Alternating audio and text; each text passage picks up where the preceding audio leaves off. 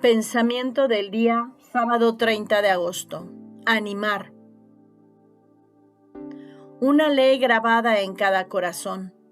Todo lo que deseen que los demás hagan por ustedes, háganlo por ellos.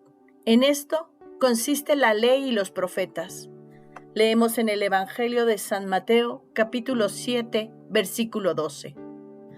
A cada prójimo que encontremos durante el día, amémoslo así.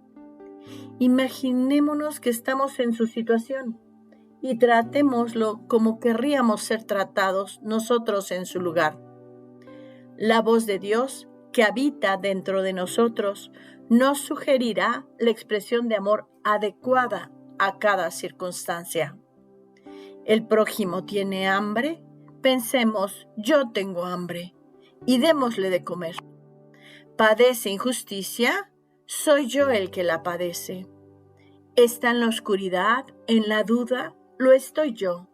Digámosle palabras de aliento, compartamos sus penas y no nos quedemos en paz hasta que no se sienta iluminado y aliviado. Nosotros querríamos ser tratados así con todos y todas, sin discriminación de ninguna clase. Sábado 30 de agosto. Animar. Chiara Lubich. El arte de amar. Editorial Ciudad Nueva.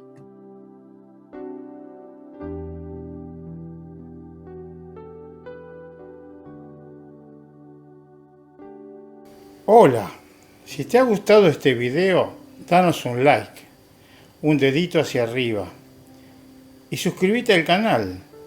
Es libre y gratuito, sin ningún compromiso.